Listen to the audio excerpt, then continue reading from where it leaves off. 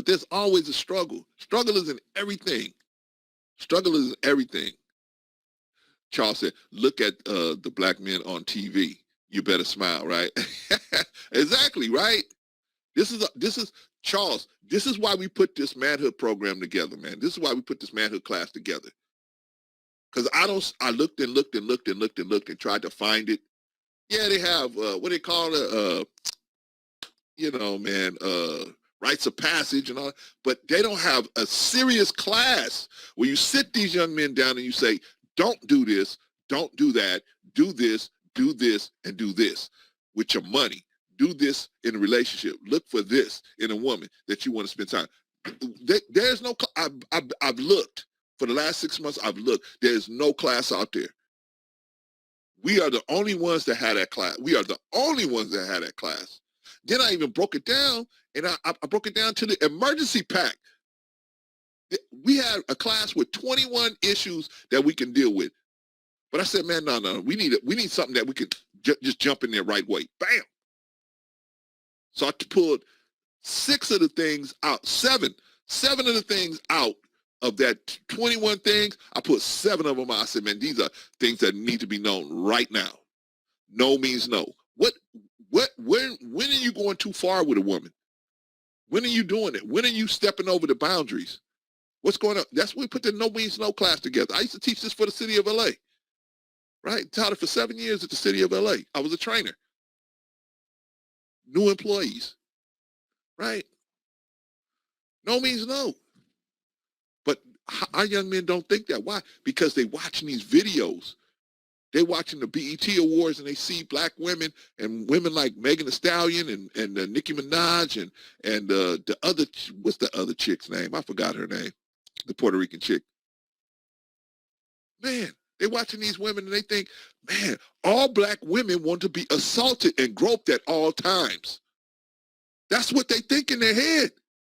They don't know how to differentiate. Oh, this is just in the performance. They're not really like this all the time. They just performing a, what do you call that? A witchcraft ritual here, right? Wally said, Ice Spice. I wasn't thinking about that sister, but I was thinking about the other sister, man. The sister that sued Tasha K. I forgot her name. Oh, man. Forgot her name, man. Cardi B. Thank you, Wally. Cardi B. But our young men are watching this stuff and they think, and then they watching the twerk videos on Instagram and they watch the twerk videos on Rumble and they watch all these twerk videos on YouTube and they think, so in their mind, it gets drilled into their head. The black woman is just something, the black woman is always ready and waiting to be assaulted. That's what they think. We got to come in and teach them that's erroneous. That's wrong. Now they're getting to the point where they feel like not only the women are ready to be assaulted, but black girls, black boys too, but particularly the girls. The girls are a feeding ground for molestation. The boys too. I'm not going to take away from the boys, but it's overwhelmingly girls. Overwhelmingly girls. We're going to do a story today where a 35-year-old grown man gave a 6-year-old girl an STD. Unbelievable. And wait till you find out what happened to him. Unbelievable. Unbelievable. What's happening to us as men? What's happening to men in general in America? See, we getting drilled all day. Sex, sex, sex, sex, sex, sex. The black woman, all she want to do is have sex. All the black women want to do is have sex. Sex, sex, sex, sex, sex, sex. Oh, she don't mind getting assaulted. Oh, black girls don't mind getting assaulted. That's what they're here for. They're here to be assaulted. Black boys, they're here to be assaulted. And we ain't standing up like goddamn men. We ain't standing up like goddamn men. And saying, no, it's not going to happen no more. And if you do something like that, well, the brother in Arkansas found out what would happen. But we acting after the we acting after this happens. We need to be so close to our families and to our little boy, our children and our women. That would never happen. That won't never happen. Right? I showed you guys, if you go look on my shorts, you see that pedo man, he said the first thing he looks for when he wants to assault a child is the involvement of the father. That's the first thing he looks for. He said if the father's really involved with the child, he will not, he won't even try to groom them. What are we doing? But see, we off popping our fingers, man, trying to get our penis in between some woman. And then the next woman, and then the next woman. Because guys like Fresh and Fit told us, you ain't a real man if you ain't having sex with all these different women. That is crazy. That ain't even safe in today's marketplace. A lot of y'all have jumping on these women, man. Not of y'all, period, not of y'all here, but I mean, a lot of our young men out there, they jumping on these women, man. They're not asking them for any health screenings or what's going on with them. Do they have any gingivitis? They're not asking none of these questions. They're not investigating any of that. I can't ask that, Clarence. She might not have sex with me. Yeah, so you might save yourself from catching an STD if you just ask. But we ain't asking why, because we don't know. Ain't nobody out there teaching us as men, especially black men. Nobody's out there teaching us right from wrong. Clarence, they just supposed to know that, Clarence. Clarence, you making excuses. They just supposed to know. They just supposed to know. How? How would they know? Unless a teacher taught them. And how can a teacher teach them unless the teacher be sent?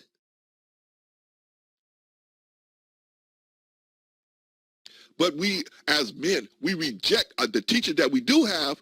We have women teachers that try to teach us, but we reject those women because we look at it as a loss. Hey, you teaching me how to be a good man.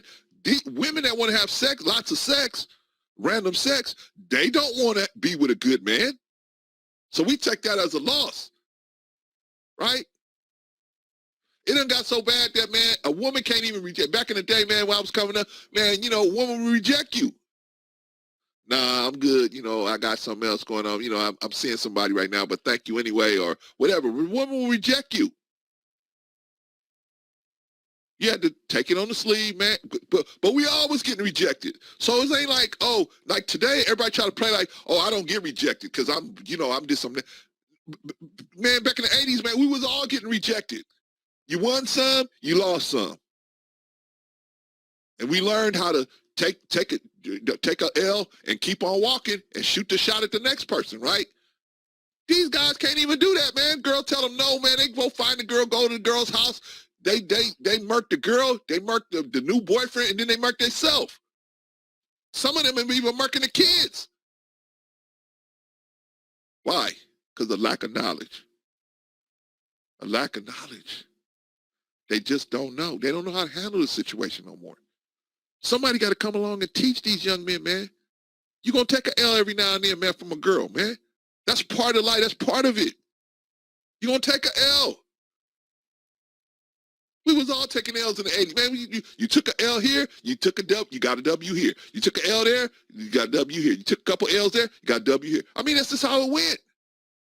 Till you kept learning how to tighten up your game, till you start taking more L's, or at least the same amount of L's, same amount of W's as L's. The L's taught you how to tighten up your game. Woman told you, you stink, you don't smell too good. Right, so you went and go, okay, now I'm going to make sure I smell good, right? Thank you, Sheila, appreciate you.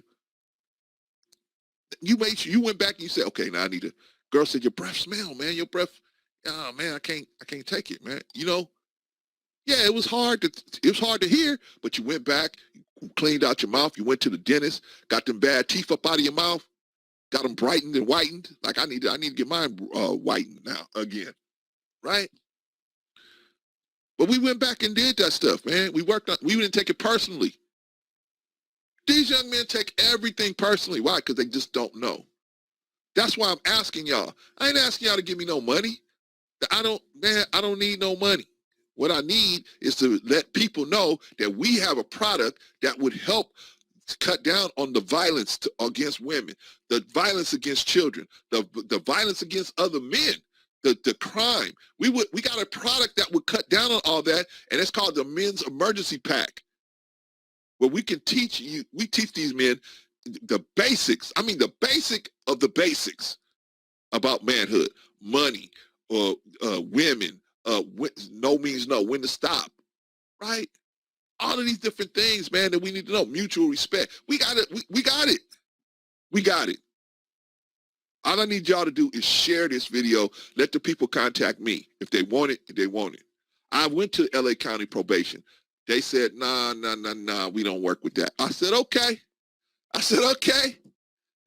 I went to 100 black men in LA. In Long Beach, excuse me. They said, oh, no. I said, okay. Okay. They said, we got our own people that do this stuff. I said, okay. I look online, I don't see nothing. They have nothing. They're not doing nothing to teach young black men. Not only young black men, men, period. I don't care what their background is. They're not trying to teach them nothing as far as how to approach life. These young men are doing what they think is they doing what they think they should do because that's how, they don't know no better. They're getting all their information from jailhouse people and the gangs and not even from the OGs of the gangs. They're getting it from like the top, the bottom dudes in the gang. Right? They ain't coming in contact with an OG that could say, hey, look, man, this is what you need to do. Nah. They're going to the barbershop. Another place where any loser can walk into a barbershop and say, I'm the man. I got 2 different ways. I used to go to this barbershop one time, man. I used to go to this barbershop, and the barber was probably he's probably in his 60s. And he used to brag about this Malaysian chick that he used to, that he was having sex with. She had came to his house, broke into his house, took money, did all this stuff. But he thought it was worth it because she thought she was so fine. He had her picture up on his little, you know how they had a mirror there? He had her picture up there on the mirror. That's who I be. He looked like a goddamn idiot. But he thought he was like the man. I was like, I'm gonna tell you, man, and other suckers used to come in there, right? And I used to be like, okay, I try to support black businesses, right? I tried to support them as long as I could. But I was in there one day, man, a dude climbed up in the barber shop and he had a Glock. The Glock fell out of his waist and fell on the ground. Luckily, it didn't go off. When I saw that, I said, hey, man, today is the last day I'm ever coming in this place. Because I ain't that type of dude. I ain't the type of dude where I'm running around. Not to say that you could have a pistol, but you're that irresponsible with your pistol that it fell out of your pocket, fell out of your waist. What else you going to be irresponsible with? Oh, Clarence, let me show it to you. Pop, right? No, that ain't going to happen. That ain't going to happen. And I definitely, I ain't out here to teach nobody the unwilling. I'm not out here to teach the unwilling. You that much of a dude where you like, yeah. And he thought that was cool that everybody saw he had a Glock on him. I said to myself, this dude is a fool. Cause he don't know me. I could have got that Glock off him like 2 seconds. Right? I could have put it on him. I could have been an op. I mean, anything is possible, man, but he thought it was funny.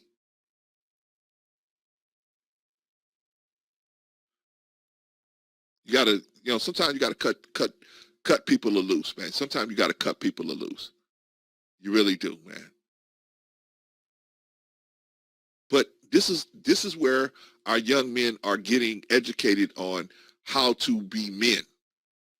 They watching dudes and they thinking that they fly just because they got women. And they think their life is good and not a problem because they got women. Yeah, it's cool to have women in your company. Nothing wrong with that. But that's not what makes you a man. That's not what makes you a man. What makes you a man is you and your word. Your word makes you a man. Do you keep your word? Do you have virtue? Right? You don't have virtue, man. Why would a woman want to entrust her whole life with you and you ain't the type of dude? Why would a woman entrust her whole life with you and you ain't the type of dude that's going to keep your word? Baby, I'm going to take care of you. Baby, you know, everything's going to be okay. And then you ain't even in the process. Maybe like Nikki Giovanni said, maybe it ain't working out the way you wanted to, but you in the process of making it. You in process. There is no perfect life. There is no life with no rain. In every life, some rain must fall. Right? Jesus said, it rains on the just and the unjust. We all gonna catch a little something. Right? The difference between the just and the unjust is gonna try to find somebody to get over on to get out that rain. The just is gonna build their own umbrella. They're not gonna subjugate another person to try to cover themselves or violate another person. But these lessons have to be taught, y'all. I got to move on because we got so much stuff to get to. All right, but shout out to Nikki Giovanni and James Baldwin, man. Y'all know them too, man. Very prolific writers, and you know that is a good video, man. Maybe I might play